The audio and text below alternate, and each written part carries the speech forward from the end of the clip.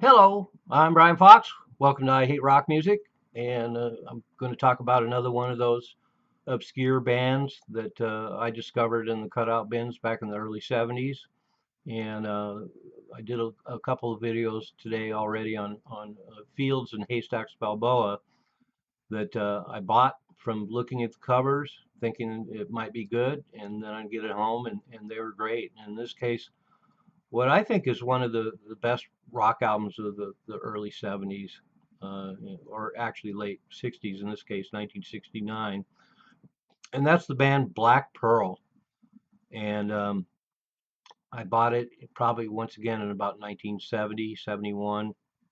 Probably paid about a buck for it, and I think it's just an excellent album all the way through from beginning to end. So for me, it's one of the great rock albums.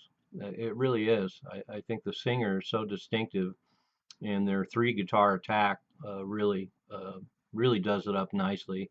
And all the material is really cool. It's a lot of some of it kind of reminds me a little bit of the MC5, but a lot of it's really funky.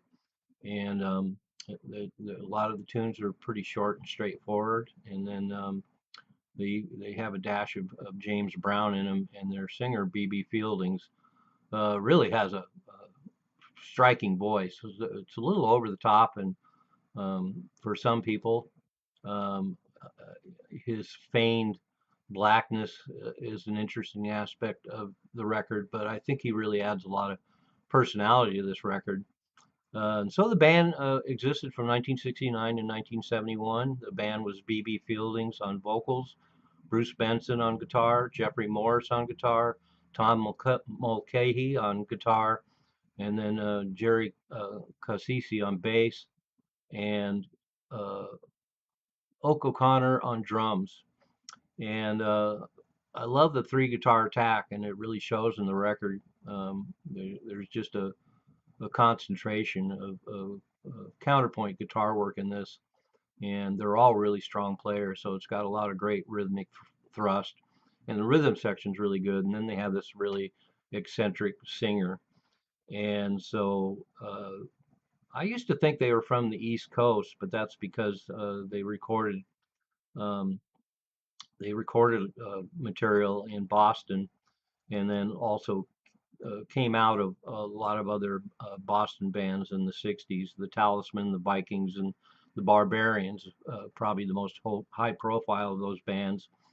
And so they ended up assembling in Boston, and then moved to Colorado, and then to San Francisco.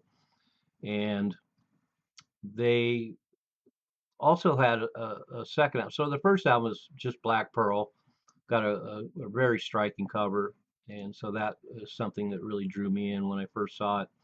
And then they actually came out with a second album that was on a very small label called Prophecy, and that's live at the Fillmore in 1970.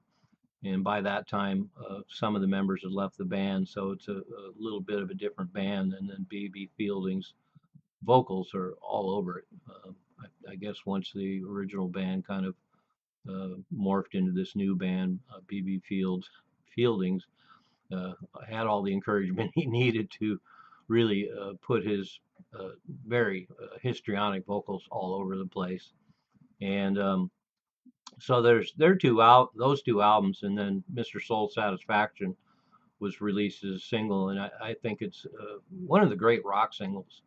Just really has everything going for it. Great arrangement, great guitar work, great melody. Of course, it's a cover, and incidentally, there's even a Japanese picture sleeve of that single. So Atlantic gave them somewhat of a push, but they didn't really go anywhere. And one of the things that's disappointing to me, although I was very young, I was 12 years old in 1969, but they played the Seattle Pop Festival out here with the likes of Alice Cooper and the Doors.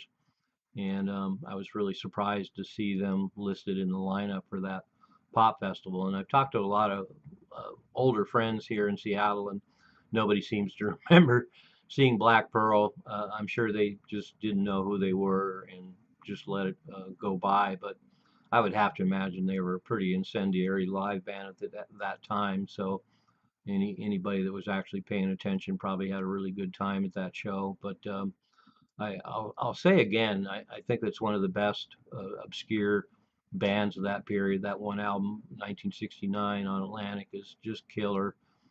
A killer band, great songs, and just as satisfying as they get. And it's really, as I say in almost every video of mine, it's really too bad that they didn't put out a second album, studio album in 1970, because they just had a magic formula, and they could have been producing some great stuff going into 1970 and 1971. So there you have it. As usual, I'll put a link to the album below. Check it out. I hope a lot of you really like it, because I think it's one of the best, and I hope you share my opinion. And in a lot of cases, I know that some of these records are a little more hard to grasp or not as impressive to a lot of people, but this one is just dear to my heart, and just just wonderful. So check them out. Black Pearl, link below. I'm Brian Fox. Thanks for watching.